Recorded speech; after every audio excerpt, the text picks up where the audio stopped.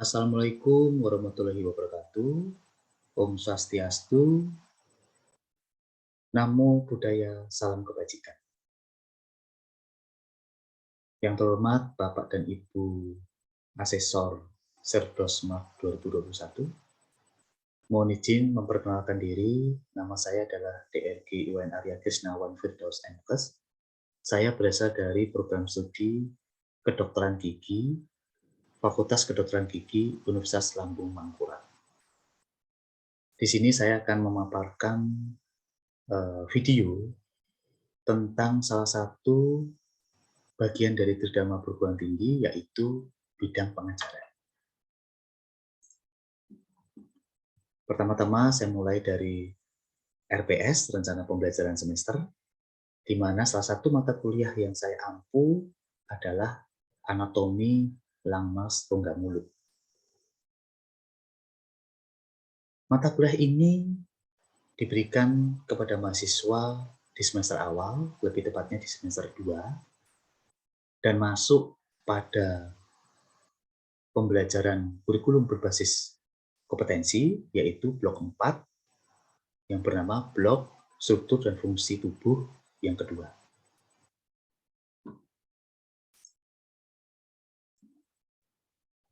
Di dalam RPS ini sudah dijabarkan bahwa nantinya mahasiswa harus memiliki kemampuan akhir, yaitu mahasiswa mampu menjelaskan tentang anatomi langmas rongga mulut, kemudian mahasiswa mampu menjelaskan tentang sistem peredaran darah atau vaskularisasi rongga mulut, kemudian mahasiswa juga harus mampu menjelaskan tentang sistem saraf atau inervasi rongga mulut, dan yang terakhir mahasiswa harus mampu menjelaskan tentang otot-otot atau muskulus rongga mulut.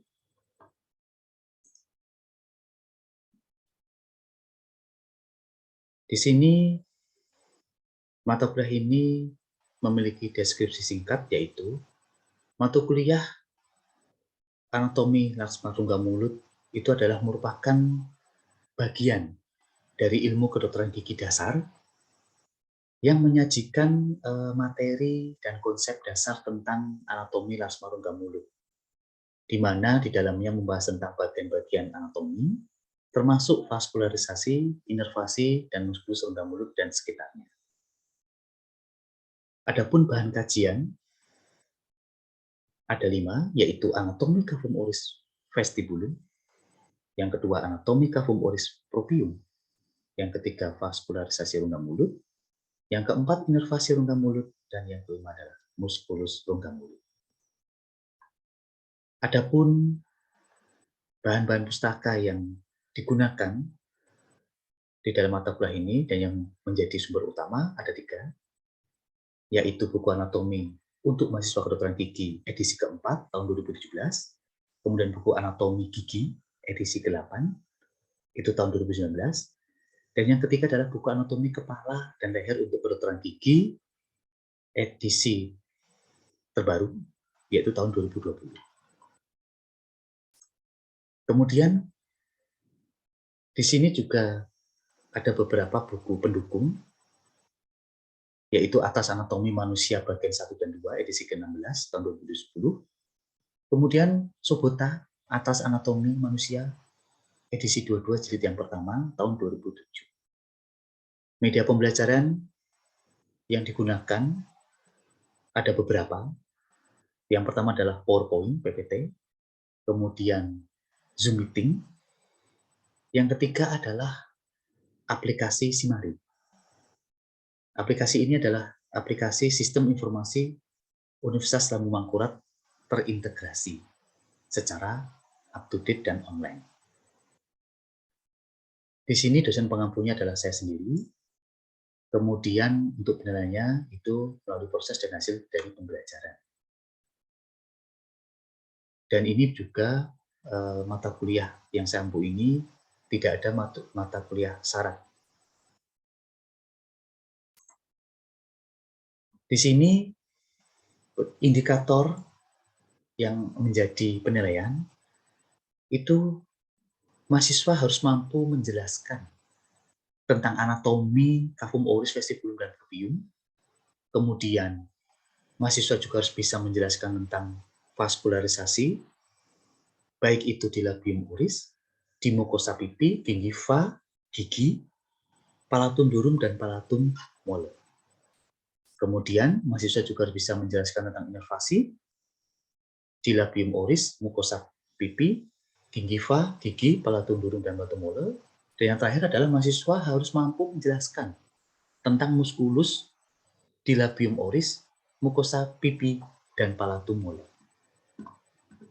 Baik, setelah ini akan saya tunjukkan materi dari PPT yang akan diberikan kepada adik-adik mahasiswa. Di sini saya melakukan perekaman video dahulu. Jadi sebelum dilaksanakan perkuliahan, saya biasanya mengirimkan video di mana saya memberikan perkuliahan dengan harapan adik-adik mahasiswa bisa membaca dahulu ataupun belajar dahulu sebelum saya memulai sebuah perkuliahan. Di sini materi yang akan saya sampaikan adalah tentang anatomi lasma rongga mulut atau kafum oris.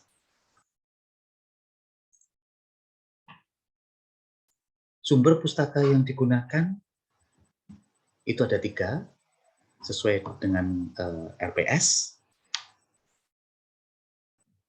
Kemudian buku-buku yang akan digunakan adik-adik mahasiswa itu ada 3. Anatomi mahasiswa kedokteran gigi, anatomi gigi, dan anatomi untuk kedokteran gigi kepala dan leher. Jadi adik-adik tidak usah khawatir. Untuk buku-buku kita sudah lengkap di perpustakaan FKG ULN, dan adik-adik silahkan jika ingin meminjam dan membawa pulang. Selain itu, adik-adik juga nanti akan ditambah dengan buku penunjang untuk mata kuliah, yaitu buku pedoman praktikum anatomi kepala dan leher PSKG FKG ULN. Di mana nanti adik-adik akan menjalani praktikum yang berhubungan dengan mata kuliah ini, dan buku ini bisa menjadi buku pegangan. Nah, akan saya mulai adik-adik. Jadi tujuan instruksional umum itu adik-adik nanti akan dapat memahami dan mengetahui bagaimana tentang anatomi lasmar dari rongga mulut. Sedangkan tujuan instruksional khusus adalah adik-adik nanti akan dapat menjelaskan bagian-bagian anatomi, kemudian vaskularisasi, inervasi, dan otot-otot rongga mulut. Harapan saya adik-adik juga harus sudah mengetahui apa itu arti vaskularisasi, apa itu arti inervasi, dan beberapa nama anatomi yang akan muncul di dalam materi perkuliahan ini.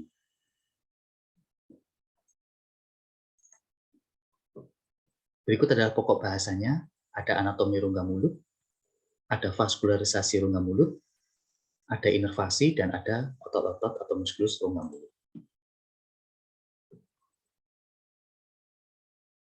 Kita mulai adik-adik.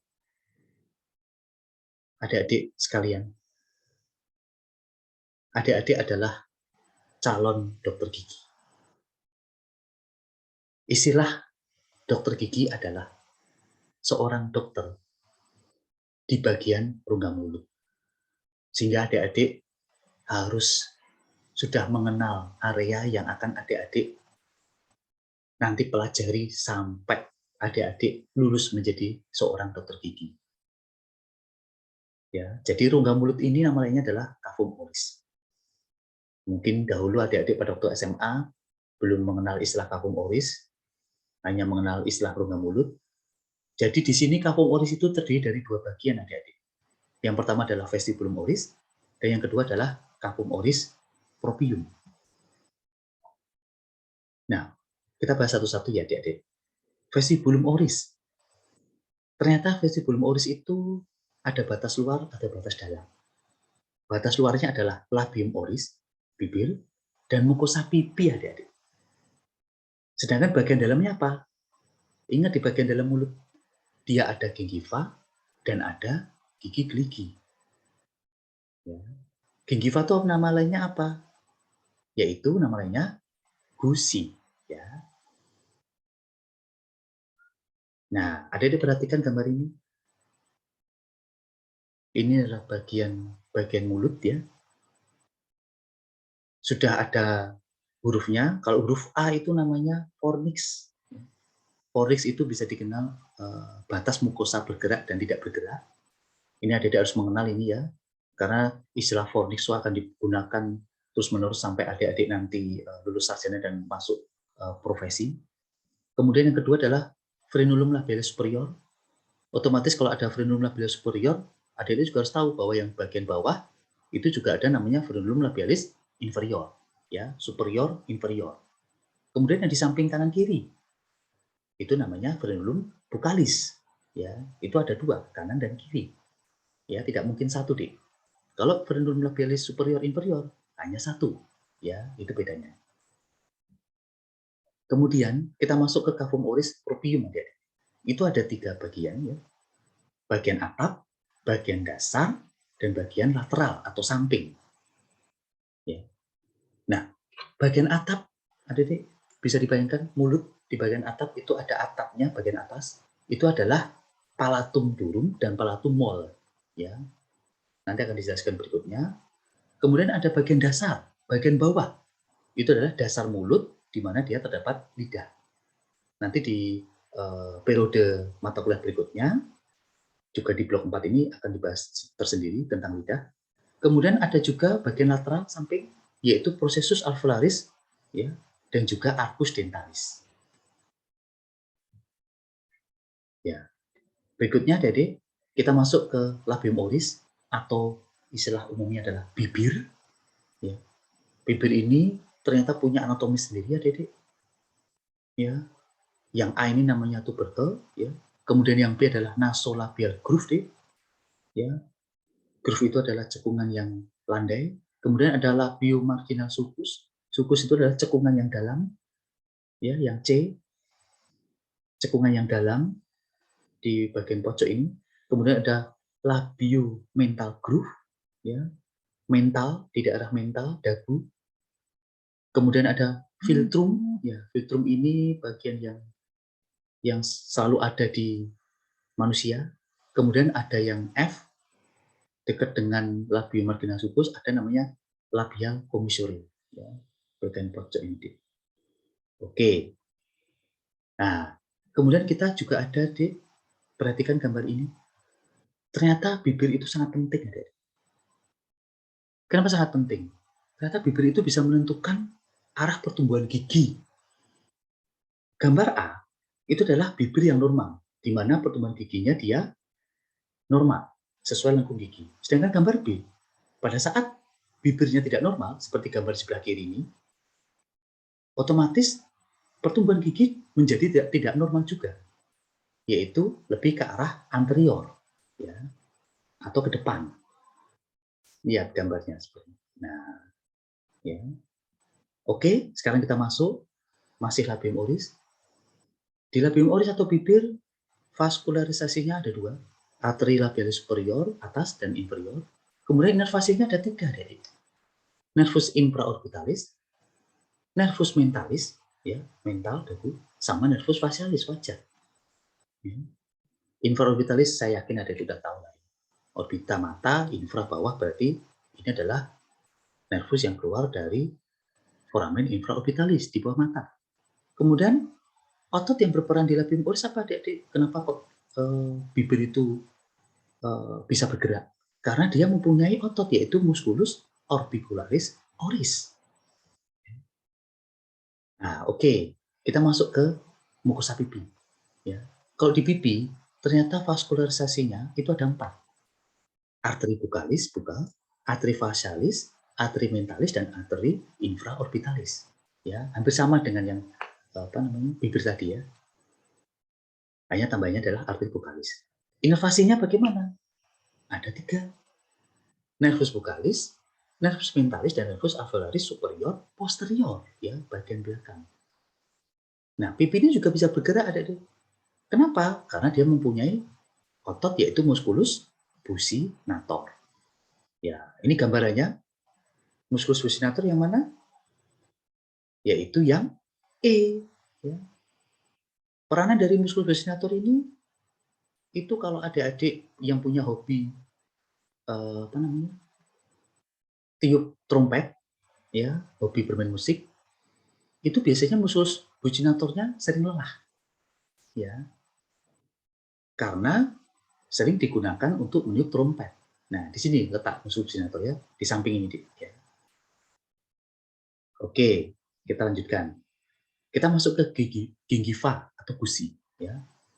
Jadi gingiva atau gusi itu yang sehat adalah berwarna merah muda. Ingat ya, Dede, yang sehat itu merah muda. Kalau terlalu merah, itu terjadi peradangan, berarti tidak sehat. Kenapa dia bisa berwarna merah muda? Kok tidak berwarna coklat dan berwarna hitam? Karena dia memiliki pembuluh darah di lamina propria. Ya, di dalam selnya, sel lamina propria. Nah, kemudian gingiva ini juga bisa melekat erat pada leher gigi. Kenapa? Karena ada pelekatan epitel. Tanpa pelekatan epitel, maka gingiva tidak bisa melekat erat di leher gigi. Ya. Kemudian, ternyata gingiva ini juga di daerah anterior itu jauh lebih sensitif dibanding daerah gigi posterior. Ya. Sehingga adik-adik nanti kalau melakukan sikat gigi, antara menyikat gigi bagian anterior maupun posterior jika mengenai gingiva, rasanya pasti akan lain. Karena yang anterior itu lebih sensitif. Oke, kita lanjutkan gambar gingiva ya. Ini ada beberapa bagian adik-adik. Mucosa alveolar yang A ini, yang bagian atas, ya, dekat dengan fornix. Kemudian yang C, ya, ini mucogingival junction, ya, mendekati daerah cervical gigi. Kemudian ada apex gingiva, yaitu di D ini, D, ya. Kemudian ada free gingiva, ya, bagian E ini dekat dengan lebih dekat lagi dengan cervical gigi, itu free gingiva, sama ada interdental papilla. Nah, interdental itu antar gigi, ya, ada papilnya. Istilah interdental itu antar gigi ya. Oke, sekarang kita masuk ke vaskularisasi dari gingiva. Itu ternyata ada dua, nih. Rahang atas sendiri, rahang bawah sendiri. Kalau rahang bawah itu ada tiga. Arteri lingualis, ya, lingual, arteri mentalis, dan arteri buccalis. Kalau rahang atas gimana? Ada tiga juga. Arteri alveolaris superior anterior, arteri alveolaris superior media, dan superior posterior. Itu vaskularisasi. Kalau inervasinya bagaimana, Adik? Nah, inervasi untuk orang bawah itu nervus lingualis, nervus mentalis, dan nervus buccalis, ya. Hampir sama dengan yang arteri tadi. Tapi kalau untuk inervasi yang atas berbeda. Jadi ada nervus alveolaris superior anterior, alveolaris superior media, alveolaris superior posterior, dan tambahnya dua, nervus nasopalatina dan nervus palatina mayor. Ya.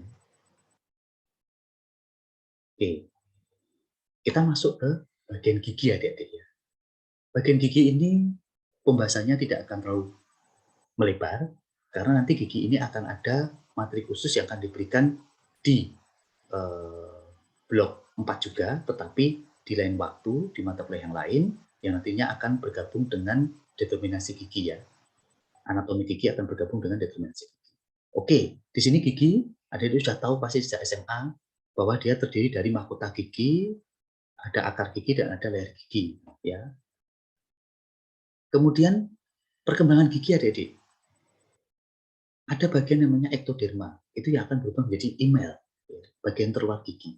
Sedangkan bagian mesoderm itu akan menjadi bagian dentin, pulpa, dan sementum. Ya. Nah, gigi itu jelas ada yang keras, ada yang lunak ya, Dede ya. Kalau yang lunak pasti pulpa, dia yang bisa berdarah, ya, mengeluarkan darah. Kalau yang keras tidak ya, email, dentin, dan sementum. Oke, ini gambaran tumbuh kembang dari gigi sulung adik-adik. Jadi nanti adik-adik bisa mengetahui siapa yang erupsi paling dulu, yaitu gigi incisivus sentral atau gigi seri bawah dari mandibula. Ya. Itu yang pertama kali tumbuh, Dek. Nomor 2 mana? Nah, ini sudah ada urutannya ya. 6 bulan, 7 bulan, setelah 7 bulan naik ke 7,5 bulan. Jadi nomor 1 incisifus sentral bawah, kemudian incisifus lateral bawah, itu nomor 2. Nomor 3 incisifus sentral atas. Ya.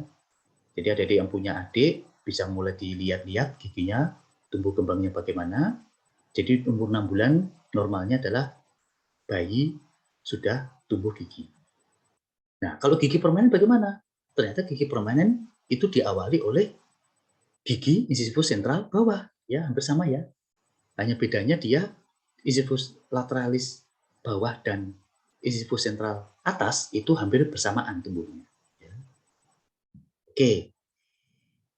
Nah, sekarang ternyata di gigi itu ada istilah yang namanya serabut Serpia, adik-adik. Nah, itu arah serabutnya itu ada 3. Jadi ternyata serabut ini fungsinya bisa menahan keluarnya gigi, makanya gigi itu nggak bisa keluar, ya dari lamina dura ke arah mahkota. Kemudian juga dia bisa menggantung gigi di dalam alveolus, sehingga bagian apex atau ujung akar giginya tuh tidak menekan ke dasar alveolus. Jadi gigi itu ternyata dia menggantung, dek. Ya. Kemudian gigi itu juga dia diem dan dia tidak mudah berputar, ya, karena ada serabutnya yang seperti spiral dari lamina dura ke radix, ya. Inilah kenapa kok gigi itu bisa bertahan lama di dalam alveolus, ya. Oke, sekarang kita bahas selanjutnya vaskularisasi dari gigi. Ya, rang bawah itu ternyata berasal dari arteri alveolaris inferior. Kalau rang atas gimana? Dia adalah arteri alveolaris superior anterior, kemudian arteri superior media, kemudian arteri alveolaris superior posterior. Nah, kalau inervasinya bagaimana? Inervasinya untuk rang bawah nervus alveolaris inferior. Ya. Jadi gigi-gigi rang bawah itu inervasinya itu berasal dari nervus alveolaris inferior. Sedangkan rang atas bagaimana? Ada 3. Nervus alveolaris superior anterior, nervus alveolaris superior media, dan nervus alveolaris superior posterior. Ya, ini rang atas. Oke, kita lanjutkan. Nah, ini gambarannya, adik-adik. Perbedaan inervasi nervus antara gigi dengan gingiva. Ya, sebelah kanan itu gigi, sebelah kiri itu gingiva. Bisa dilihat, adik-adik. Jadi kalau gigi bagian anterior, ya, mulai dari incisifus 1 sampai gigi caninus, itu ternyata saraf yang berperan inervasinya adalah nervus alveolaris superior anterior.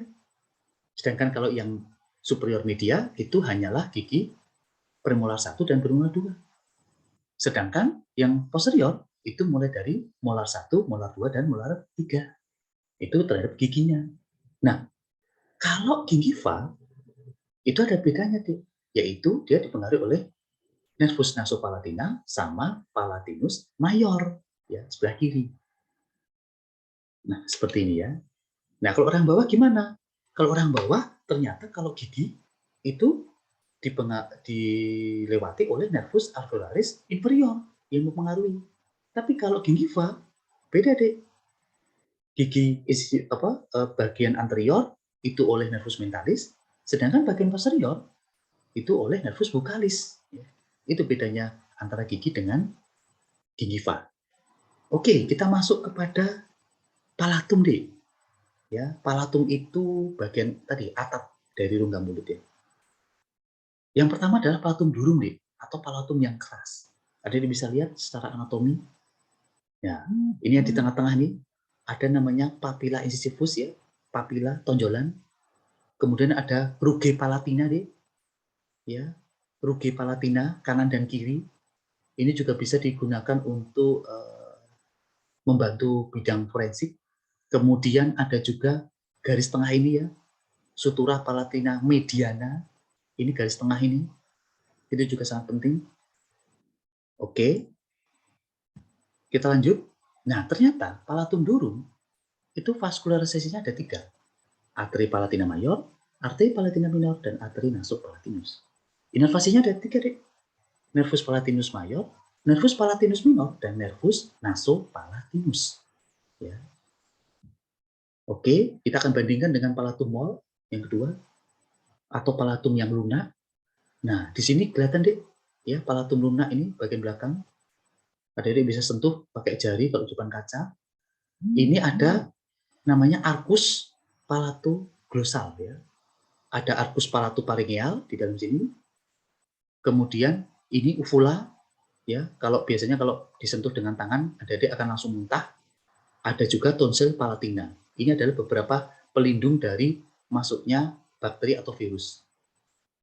Ya, ini juga dikenal dengan cincin Welder ya, Welder ring namanya. Oke, sekarang kita masuk vaskularisasi dari palatumol ya.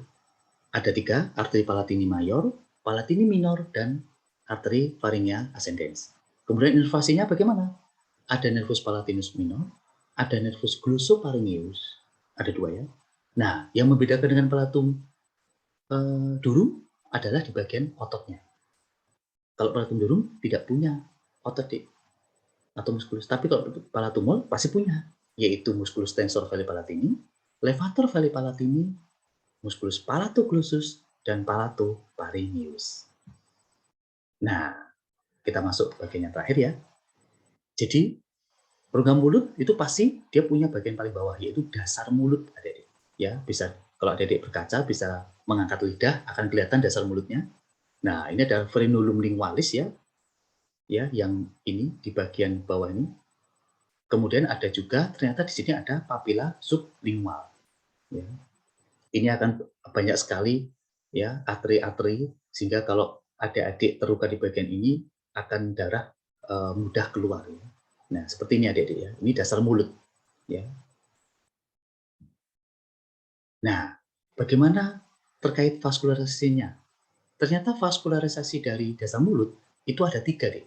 Arteri sublingualis, arteri submentalis, dan arteri milohyoid. Sedangkan inervasinya adalah nervus lingualis. Ya. Otot yang berperan ada 2, yaitu musculus milohyoideus dan musculus geniohyoideus. Oke, selesai adik-adik. Jadi saya punya quote sendiri ya. Ini quote yang saya dapatkan sejak dulu dan menjadi motivasi saya adalah tidak ada yang tidak bisa dilakukan adik-adik, kecuali menghidupkan orang mati. Jadi harapan saya adalah adik-adik harus rajin belajar, karena menjadi seorang dokter adalah terus belajar, ilmu pengetahuan selalu berkembang, ya tidak ada yang tetap, sehingga harapan saya adalah adik-adik selalu rajin belajar, selalu menambah ilmu, dan selalu memperkuat iman dan takwa. Terima kasih. Nah, adik-adik, di terakhir ini, adik-adik setelah materi perkuliahan, nanti akan saya berikan penugasan adik-adik. Ya, penugasan ini adalah terkait dengan mata kuliah. Nah, di sini kelihatan adik-adik. Jadi nanti adik-adik masuk ke akun Simari dari masing-masing ya. Jadi yang bisa masuk akun Simari adalah adik-adik sendiri, tidak bisa orang lain. Silahkan adik-adik buka akun Simarinya dan jawablah kuis ini ya. Nah, silahkan. Ini ada waktunya 1,5 jam, soalnya juga sudah ada, silahkan dikerjakan.